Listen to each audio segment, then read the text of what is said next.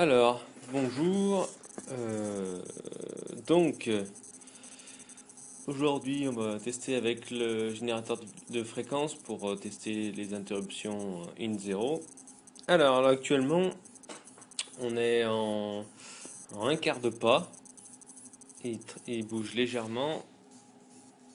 L'oscilloscope, on voit un petit peu. Et ça, il est en ampères-mètres.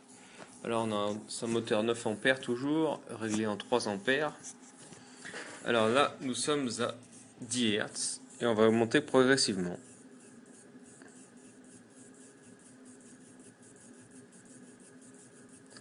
Alors 23, hop, on redescend, on change de calibration. Alors 60 Hz.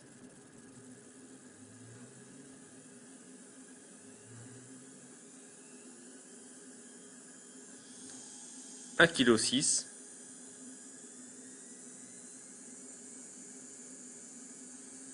Donc là, 2 kg 3.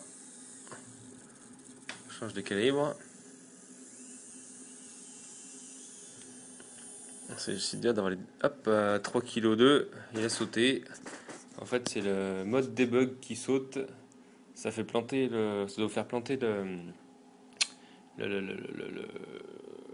l'ICD2. Donc bon, voilà. On peut retester cette fois-ci en mode plein pas pour rigoler. Tac. Mode plein pas. Je vais baisser le calibre. Hop là. Donc nous sommes en plein pas.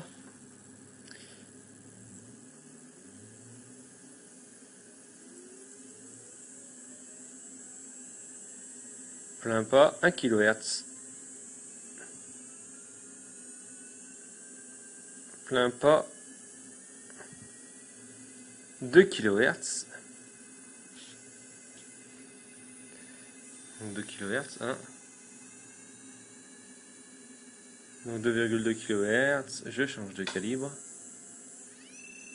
3,5 kHz, ça suit. 4 kHz, 4,5 kg, 5 kHz.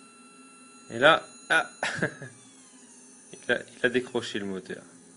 Pour le réattraper, il faut descendre vachement bas et après on le rattrape. Donc 6 kHz. Sachant que là, je suis à une fréquence de découpage de 15 kHz parce que, en fait, mon couple RC pour la mesure du courant est trop basse. En fait, j'ai un 1K et 10 nano. Ça fait une fréquence de coupure qui est autour des 15 kHz. Donc, du coup, j'étais obligé de le mettre le plus bas possible, la fréquence de découpage.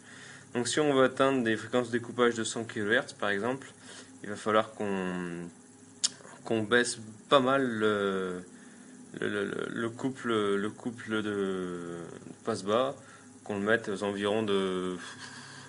Si on le baisse aux environs de 40 kHz, 30 kHz, ça sera pas mal déjà, je pense. Donc voilà. Là, donc oui, comme je vous ai dit, on est en 3 ampères. Après, je peux le changer. Je vais essayer de le monter un peu si c'est pas trop chaud.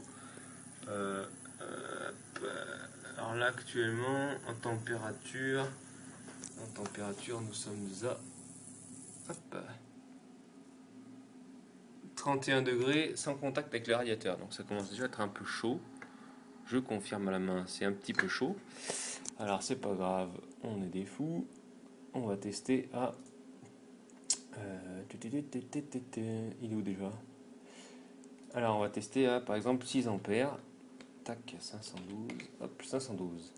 On va rester en pas entier. C'est parti. Donc là il fait déjà un peu plus de bruit parce qu'il patate plus. Alors...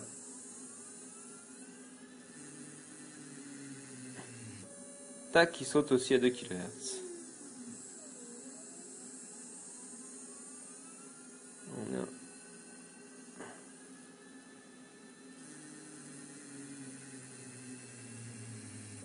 2,2 aussi, il saute encore. Alors, il y a un problème de résonance et des choses comme ça. Là, par exemple, on est à 7 Hz. C'est marrant, on voit bien le courant descendre et monter dans un enroulement.